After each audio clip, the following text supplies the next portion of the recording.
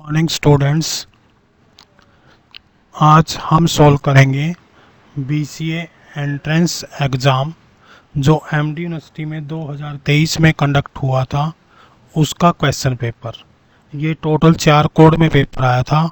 आज मैं कोड ए का पेपर का सॉल्यूशंस आपको प्रोवाइड करूँगा। अगर आप बीसीए में एडमिशन लेना चाहते हैं तो, और वो भी एमडीयू कैंपस में, तो ये लेक्चर आपके बहुत ही काम का होने वाला है। तो इसलिए चैनल को जल्द से जल्द सब्सक्राइब करें ताकि बीसीए से रिलेटेड नेक्स्ट इन्फॉर्मेशन भी आपको टाइम टू टाइम मिलती रहे। इस एग्ज़ाम में 100 क्वेश्चंस आते हैं टोटल, और आपको टाइम मिलेगा 75 मिनट्स सोल्व करने के लिए। यानी कि 75 मिनट्स में आपको ये 100 क्वेश्चंस सोल्व करने हैं। तो हम स्टार्ट करते हैं फर्स्ट क्वेश्चन से। The first question is recently which country successfully test fire the supersonic cruise missile BrahMos. तो इसका राइट आंसर है India. Which gas is used in refrigerator? Oxygen, nitrogen, carbon और फ्रीओन। तो रेफ्रिजरेटर के अंदर जो गैस यूज होती है वो है freon. Which one is the largest ocean in the world? Atlantic, Indian, Pacific, Arctic oceans. तो आंसर है Pacific ocean. Who discovered penicillin? Penicillin का आविष्कार किसने किया? पेंसिलिन का आविष्कार किया था अलेक्जेंडर फ्लेमिंग ने। Which planet is known as red planet? Mars is known as red planet. Who is the discoverer of the electrons? Electrons का आविष्कार किसने किया था? जे थॉमसन ने। Who is the current prime minister of United Kingdom? तो Rishi Sunak is the current prime minister of the United Kingdom. Next है, apart from the national anthem of the India, Rabindranath Tagore the national anthem of which another country? Rabindranath Tagore ने national anthem of India लिखा था। इसी तरह से उसने किसी और दूसरे कंट्री का भी नेशनल एंथम लिखा था। तो वो कौन सा कंट्री है? वो कंट्री है Bangladesh. When did Nagaland become a formal state of India? Nagaland India का फॉर्मल स्टेट कब बना था? इसका आंसर है 1963। कब बना था? 1963। When was the नेशनल वायोश्री योजना लॉन्च्ड? नेशनल वायोश्री योजना को कब लॉन्च किया गया? इसका राइट आंसर है 1 अप्रैल 2017 को। If A implies B, B implies C, what can you conclude? A implies C, C implies A is true, B is false. इसका राइट आंसर है A implies C। देखो, A implies B और B implies C, तो इसका मतलब क्या हुआ? A implies C। What is the missing number in the sequence? क्या सीक्वेंस दी हुई है? 2, 4, 6, 8। इसको देखो, इसमें अगर हम 2 ऐड कर देते हैं तो क्या आ जाता है? 4, फिर +2 ऐड कर देते हैं तो 6, फिर +2 ऐड कर देते हैं तो 8, तो +2 और ऐड कर दो तो क्या आएगा? 10। तो इसका आंसर आएगा 10, that is second. Choose a word but that is different from the rest. ये आप नॉर्मली चेक ही कर सकते हो, इसका आंसर आएगा फर्स्ट। उसके बाद उसने पूछा है कि इस सीरीज में नेक्स्ट क्या आएगा। अब आप इसको लिखो, पहले क्या लिखा हुआ है? FBHG, और फिर क्या कर दिया उन्होंने? इसको उल्टा कर दिया। कैसे? GBF। उसके बाद क्या है? FG के बाद HI। अब HI सीरीज है, बीच में क्या लिख दिया? B, और फिर इसको उल्टा कर दिया IBH। अब FGHI आ गया, तो अब क्या आएगा? J और K, और J और K के बीच में क्या डालना है? B। तो राइट आंसर है 3, JBK। इसके बाद देखते हैं नेक्स्ट सम। अब वो पूछ रहा है which alternative will replace the question mark? Which alternative will replace the question mark? Question है 15, तो इसमें क्या दिया हुआ? कप, लिप, और बर्ड का आएगा बिक। Look at the series, what number should come next? यानी कि इससे नेक्स्ट में कौन सा नंबर आने वाला है? क्वेश्चन नंबर है ये 16। सीरीज दी हुई है 8, 6, 9, फिर 23 और फिर 87। इनके जो सीरीज दी हुई है 8, फिर 6, फिर 9, फिर 23 और फिर 87। अब इसके बीच में आपको रिलेशन सेट करना है कि इससे नेक्स्ट वाला एलिमेंट कौन सा आएगा।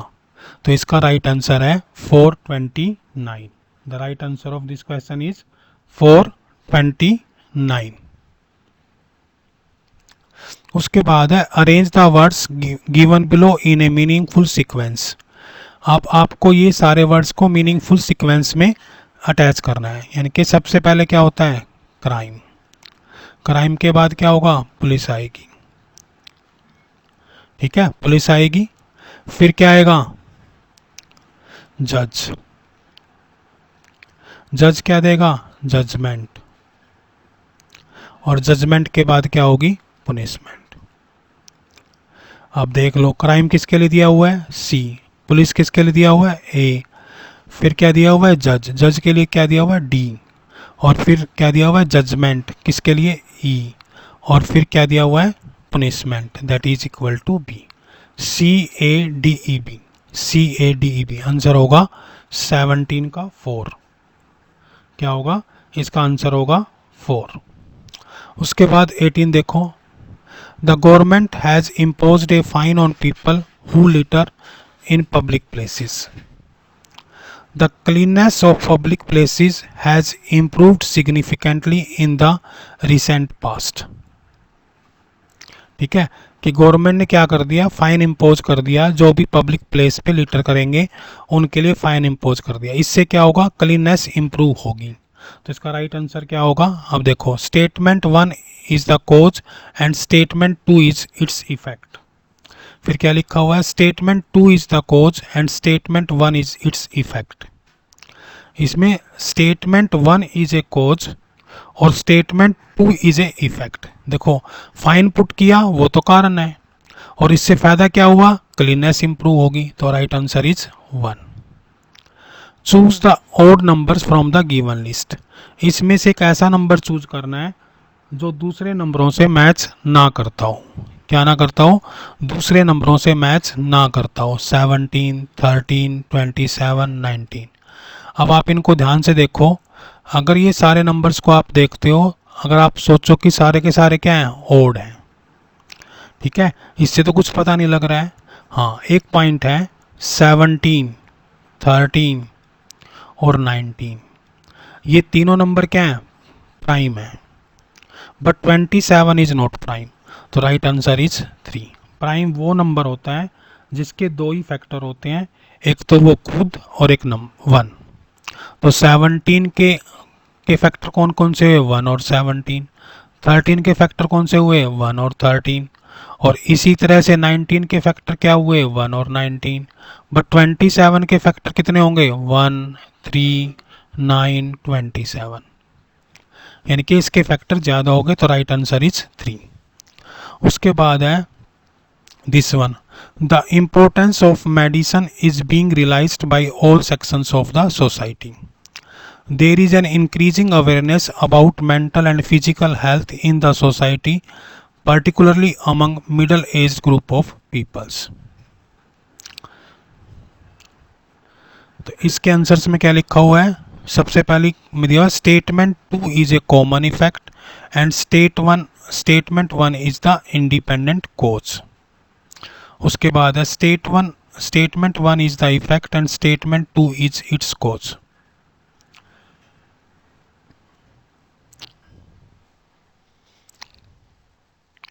The importance of the meditation is being realized by all sections of the society. यानी कि सोसाइटी के अंदर सभी लोगों को ये रियलाइज हुआ है कि मेडिटेशन से उसकी हेल्प होती है। मेडिटेशन हमें ठीक रखने में हेल्प करता है। इससे क्या होगा, there is an increasing awareness about mental and physical health in society, particularly among middle aged group of peoples. तो इसका राइट आंसर होगा 2। Right answer is 2। Statement 1 is the effect and statement 2 is its cause. इसके बाद देखते हैं next question.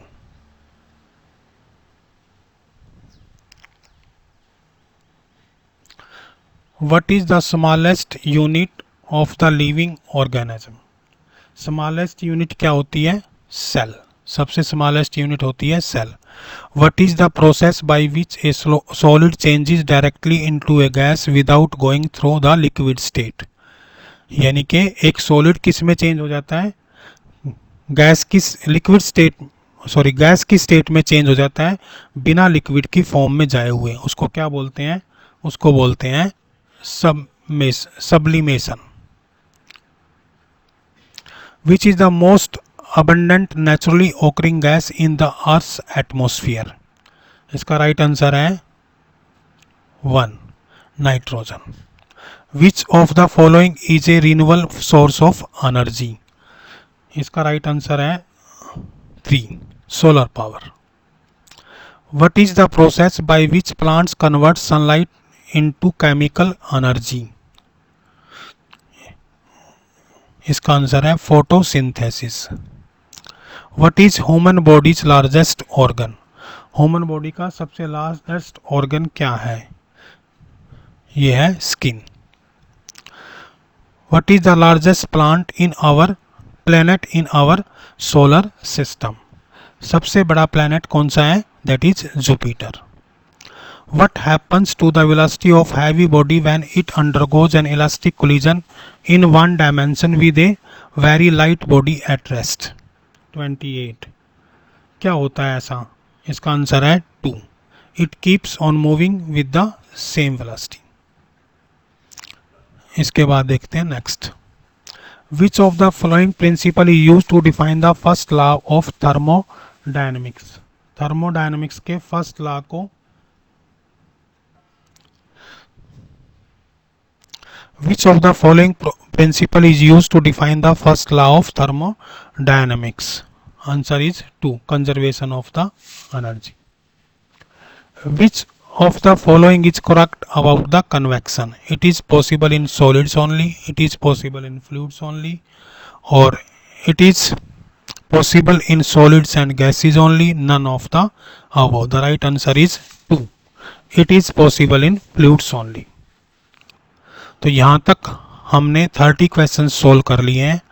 Next 30 questions, क्योंकि ये video बहुत लंबी हो जाएगी, नेक्स्ट 30 क्वेश्चंस मैं आपको नेक्स्ट लेक्चर में सोल्व कराऊंगा.